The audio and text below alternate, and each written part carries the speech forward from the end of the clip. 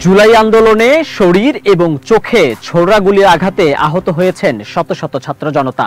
এই গুলির আঘাতে চোখ হারিয়েছেন অনেকে এখন আহত অবস্থায় চিকিৎসা নিচ্ছেন জাতীয় চক্ষু বিজ্ঞান ইনস্টিটিউট এবং হাসপাতালে।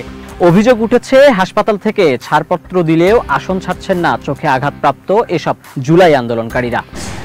একটা মেডিকেল টিম গঠন করি তাদের চিকিৎসা করতে এবং তাদের সাজেশন নিয়ে তাদের চিকিৎসা দেওয়া হয় এবং যাদের ছাড়পত্র দেওয়ার কথা বলা হয় ওই মেডিকেল টিমে তাদেরকে ছাড়পত্র রেডি করা হয়, কিন্তু তারা আলটিমেটলি ছাড়পত্র নিতে রাজি হয় না।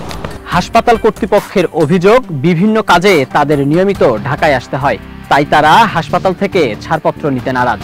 হাসপাতালে থেকেই বিভিন্ন মন্ত্রণালয় এবং সরকারি দপ্তরে তদবির বাণিজ্য করছেন এসব জুলাই আহতরা।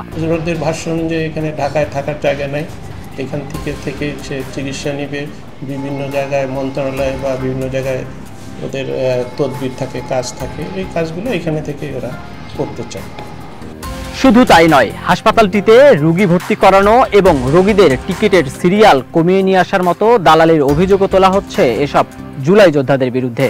অভিযোগ আছে, চক্ষু হাসপাতালটিতে তারা যেই ব্লকে আছেন সেখানে চিকিৎসক এবং নার্সদেরকে ঢুকতে দিচ্ছেন না তারা বিভিন্ন হাসপাতালে বিভিন্ন ভাবে মানে দুর্নীতি সঙ্গে জড়িয়ে পড়ছে, যেমন রোগী ভর্তি করা, চিকিৎসা করা, সিরিয়াল ছাড়া রোগী ভর্তি করা, সিরিয়ালের ব্যবস্থা করা, এরকম কিছু অভিযোগ তাদের বিরুদ্ধেই আছে।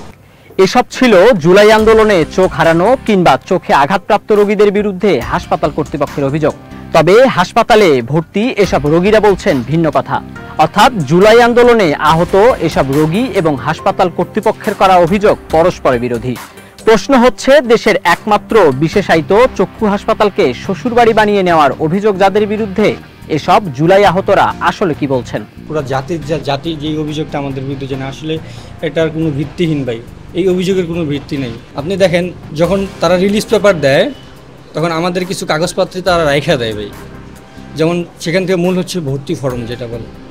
তো আপনি দেখেন যে আমার ফাইলটা দেখেন, আমার ওই ভাইটার ফাইল দেখেন, সবার ফাইলে ভাই ভর্তি ফর্ম আছে। ভাই ভর্তি ফর্ম না রেখে আপনারা কিভাবে রিলিজ পেপার দিচ্ছেন? জুলাই আন্দোলনের 10 মাস অতিবাহিত হলেও কেন তারা হাসপাতালে ভর্তি হয়ে আছেন? আহতদের অভিযোগ, এখনো তাদের পূর্ণাঙ্গ চিকিৎসা দিতে পারেনি হাসপাতাল কর্তৃপক্ষ, তাই ইচ্ছে না থাকা সত্ত্বেও চোখের যন্ত্রণায় হাসপাতাল ছাড়ছেন না তারা। যদি ভাই প্রপারলি ট্রিটমেন্ট হইতো ভাই, আমরা কেউ বাসায় মানে এখন পর্যন্ত সবাই যারা প্রপারলি ট্রিটমেন্ট দিলে ভাই আমরা ঠিকই বাড়ি চলে যেতাম। যখন আপনি ট্রিটমেন্ট না পাবেন তখন কি করা আছে ভাই? ভাই আমাদের কি সেবার দিচ্ছে? সেবা দিলে তো আমরা এখানে মেডিকেলে বেড়ে থাকতাম না, আমরা সুস্থ হয়ে বাসায় যাইতাম। ইটটা আমাদের বাসায় ভালো মতো কাটতো। বারবার অপারেশন করার পরেও চোখের ভিতরে রয়ে গেছে ছোড়রাগুলি, যে কারণে চোখে ঝাপসা দেখছেন অনেকে, তাই জোর করে হলেও চিকিৎসা পেতে হাসপাতালে থাকছেন তারা। আমার এই ডান চোখটাতে ভাই এখন পর্যন্ত 8 বার ওটি হয়েছে, ফলাফল কি ভাই? 0। আপনারা না পারলে বলেন, আমরা পারবো না, তোমার চোখ শেষ।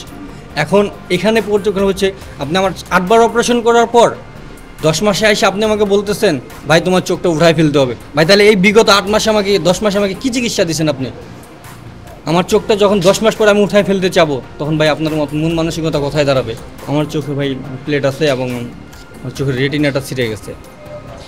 রেটিনা ছেঁড়ার কারণে চোখে আলো নাই, জাস্ট যতটুকু আলো আছে, জাস্ট আমি শুধু আমি চোখটা বন্ধ করি ভাই, জাস্ট আপনার ছায়াটুকুই দেখতে পারি, বাট আর কিছু দেখা যায় না।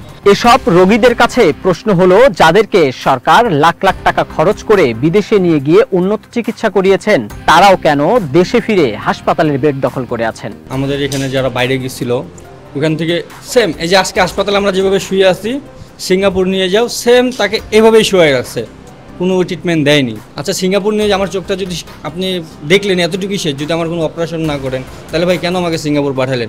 হাসপাতালে ভর্তি রোগীদের চোখ, মস্তিষ্ক এবং পুরুষাঙ্গ সহ শরীরের বিভিন্ন স্থানে এখনো রয়েছে ছোড়রাগুলি। মাসের পর মাস অতিবাহিত হলেও সেসব গুলি বের করা সম্ভব হয়নি বলে অভিযোগ আহতদের। এগুলি সব আমার এটা হচ্ছে যে শুধু মাথা সাইডটা শুধু দাঁড়িয়ে করে এই উপরের টুকু এতগুলো যদি স্পিনটার থাকে, তাহলে একটা মানুষের লাইফ কিভাবে কাটে, সে কিভাবে জীবনযাপন করতেছে সেটা হয়তো আপনারা বুঝতে পারবেন না। যে শরীরের ভিতরে এইগুলি আছে সে বুঝতে পারবে। জুলাই আহত এবং জাতীয় চক্ষু হাসপাতালের কর্মকর্তা কর্মচারীদের মাঝে গত মাসে শুরু হয় বিশৃঙ্খলা। দুই পক্ষই একে অপরের বিরুদ্ধে হামলার অভিযোগ তুলেছে। তাতে বন্ধ হয়ে রয়েছে হাসপাতালের সেবা কার্যক্রম। সম্প্রতি জরুরি কিছু সেবা সীমিত পরিসরে চালু করেছে হাসপাতাল কর্তৃপক্ষ। সব মিলিয়ে চরমে বিশেষায়িত একমাত্র সরকারি হাসপাতাল থেকে সেবা বঞ্চিত হচ্ছেন হাজার হাজার রোগী। আমার চোখে আমি একটু ঝাপসার সাথে কম দেখতেছি, ছোট ছোট লেখাগুলি দেখতেছি না।